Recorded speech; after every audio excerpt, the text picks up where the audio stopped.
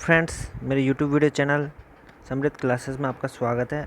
आज हम आपको एक नया टॉपिक आईपीसी के बारे में बताएंगे, भारतीय दंड संहिता के बारे में। ये भारतीय दंड संहिता के अध्याय 4 है, चैप्टर नंबर 4।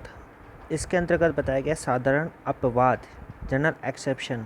यानी कि साधारण अपवाद क्या होता है? यानी ऐसा अपवाद होता है जिसके अंतर्गत अगर कोई व्यक्ति कोई कार्य करता है, कोई गुनाह भी करता है, तो उसको सज़ा नहीं मिलती।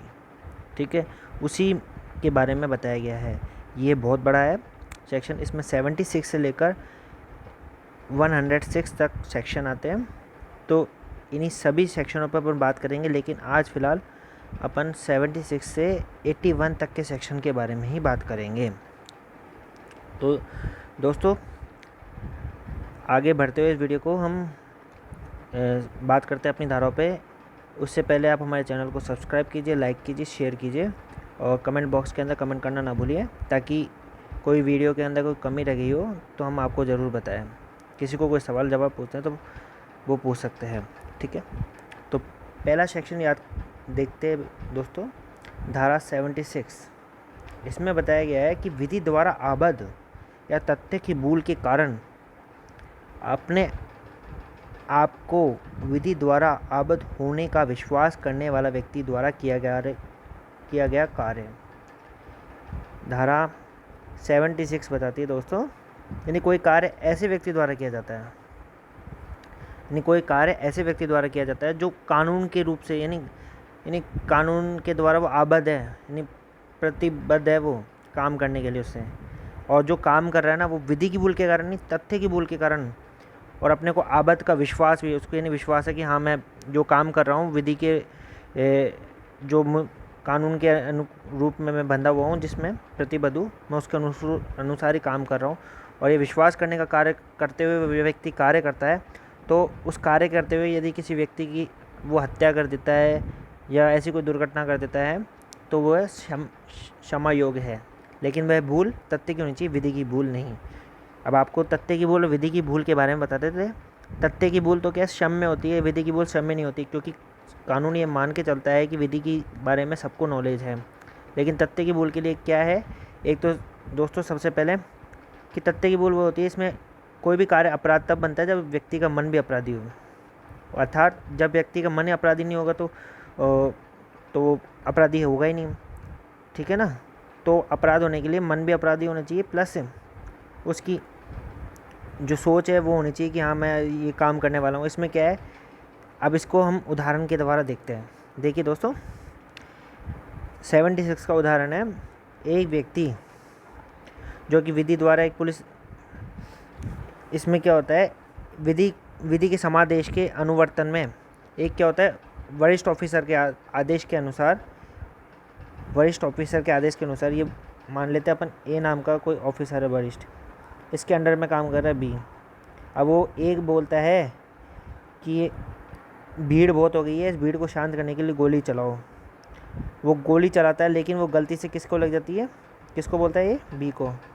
वो गोली सी नाम के व्यक्ति को लग जाती है गोली, तो इससे क्या है, वो मर जाता है। तो यहाँ पर बी अपराधी नहीं होगा, क्योंकि वो उसने कार्य जो किया है किसके अनुसार किया है, किसके कहने पर किया? ए के कहने पर, इसलिए वह अपराधी नहीं होगा। ठीक है दोस्तों, ये सब मिटा देते हैं।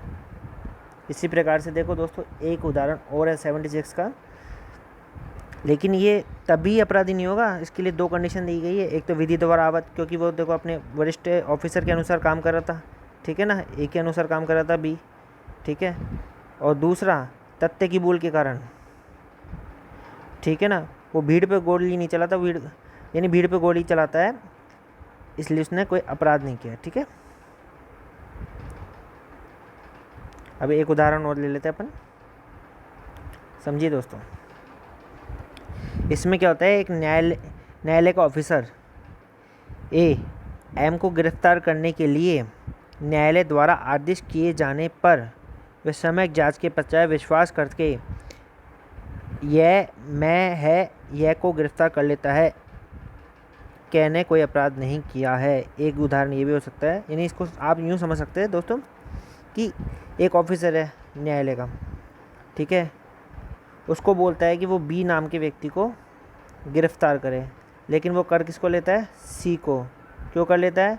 वो बी समझ के कर लेता है, ठीक है ना। बी समझ के गिरफ्तार कर लिया तो वो भूल हो गई तथ्य की, और विधि द्वारा आवत था वो कार्य करने के लिए, तो तथ्य की भूल भी हो गई, विधि द्वारा आवत हो गया। उसको विश्वास था कि सी ही बी है, इस कारण वह यानी उस बी ने यानी ए ने कोई काम नहीं किया है बी को गिरफ्तार करने, यानी सी को गिरफ्तार करने पर कोई काम नहीं किया है।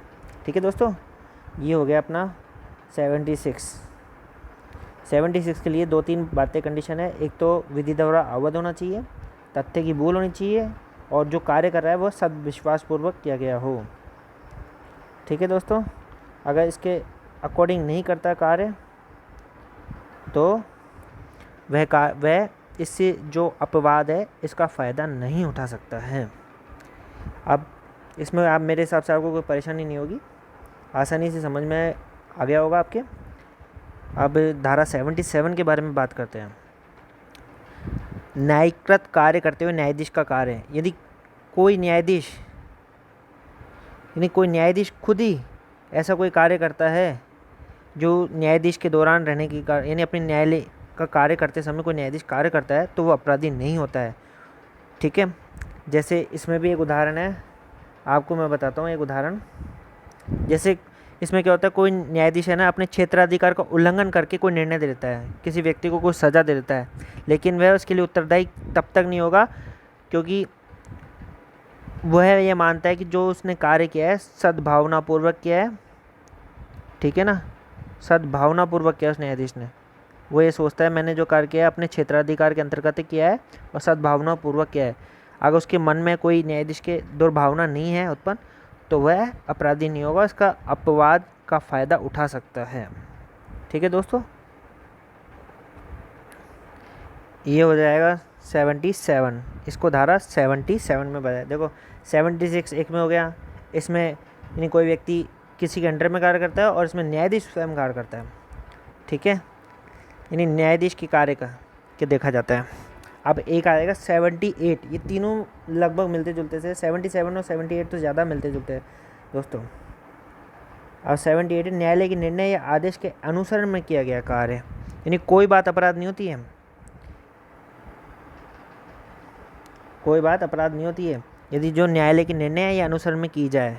ठीक है, अपराध नहीं माना जाएगा ऐसे कार्य को जो न्यायालय द्वारा दिए गए निर्णय के अनुसार, यानी किसी केस पे यानी किसी सुनवाई पर न्यायालय ने कोई निर्णय दे दिया तो और उस व्यक्ति ने उस पर सज़ा दे दी तो वह और वो व्यक्ति ने उस सज़ा जैसे ए नाम का एक न्यायाधीश है, उसने बी नाम के व्यक्ति को सज़ा दे दी, यानी पुलिस ने बोला कि बी यानी न्याय ए ने बोला पुलिस को कि बी नाम के व्यक्ति को गिरफ्तार कर लीजिए। ठीक है, कस्टडी में गिरफ्तार कर लीजिए, कुछ भी कर लीजिए। तो यहाँ पर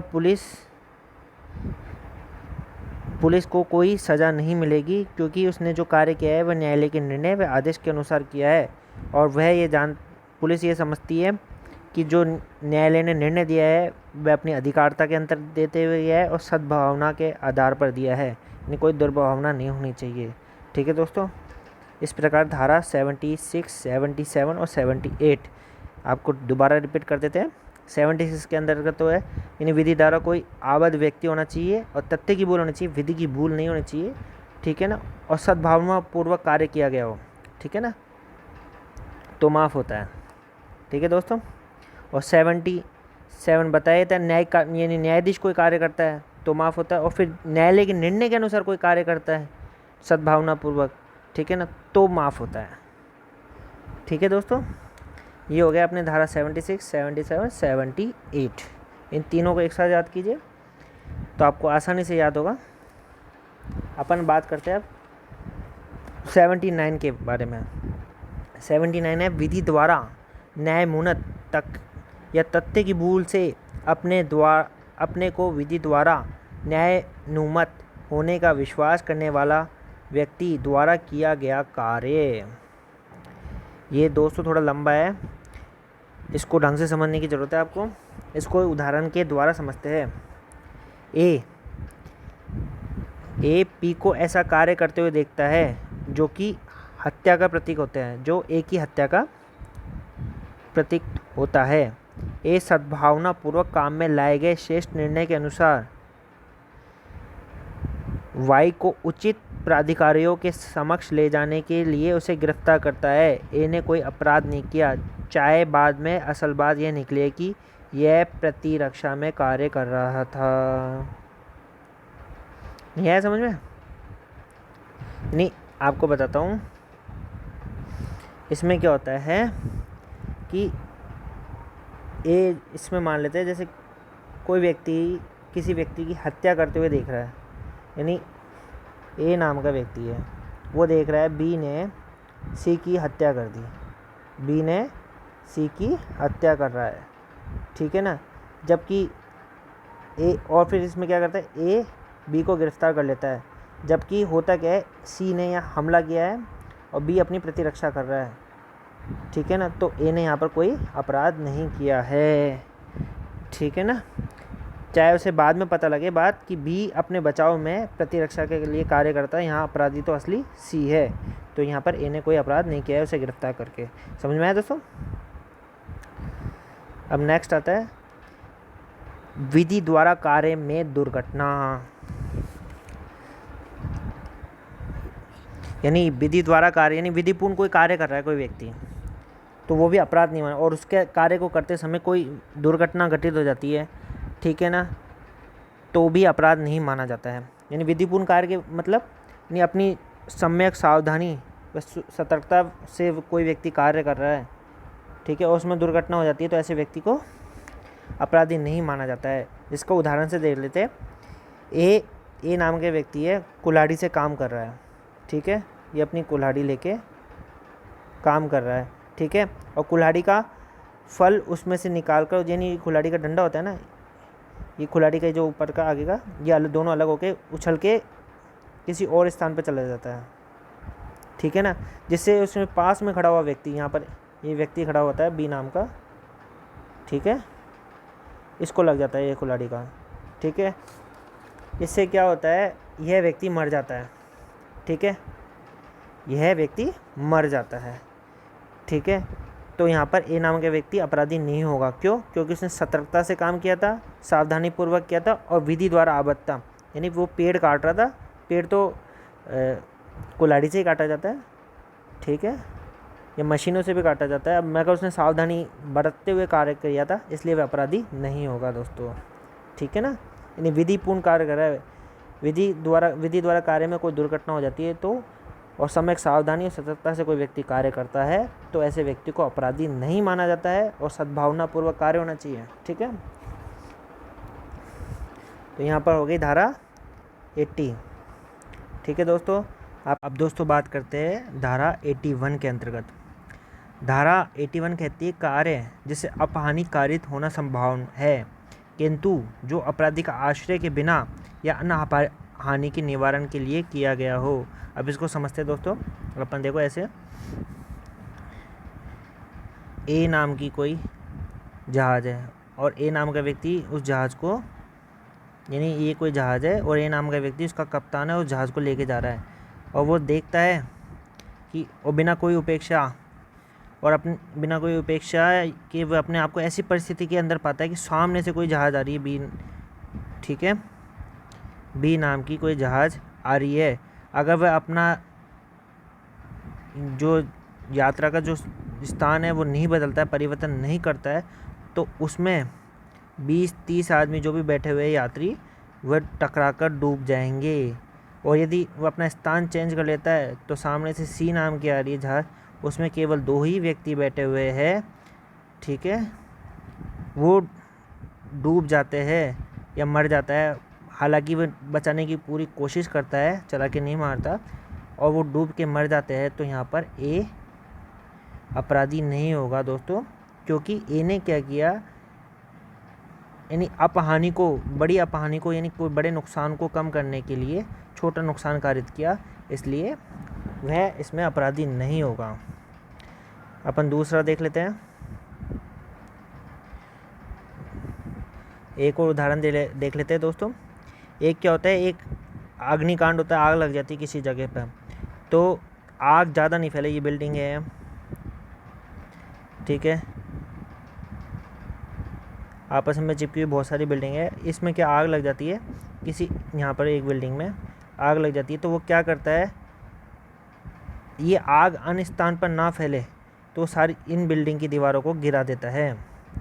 इससे क्या होता है कि मानव संपत्ति को तो नुकसान हो जाता है, लेकिन संपत्ति को नुकसान हो जाता है लेकिन मानव जीवन बच जाता है। तो ऐसी स्थिति में क्या होगा, वह अपराधी नहीं होगा, क्योंकि उसने क्या किया, अन्य लोगों के जीवन को बचाने के चक्कर में इस संपत्ति का नुकसान किया, तो इसमें वह अपराधी नहीं होगा। ठीक है दोस्तों, आज का वीडियो हमारा यहीं तक का था। हम आगे की वीडियो में आपको और अपवादों के बारे में बताएंगे। आपको हमारा वीडियो कैसा लगा इसके बारे में ज़रूर बताइए। हमारे वीडियो को शेयर करना, सब्सक्राइब करना ना भूलें, ताकि आपको हमारे आगे की जो वीडियो है अपडेट होते रहे आप, और आपको आसानी से मिल जाए। ठीक है दोस्तों, तब तक के लिए धन्यवाद।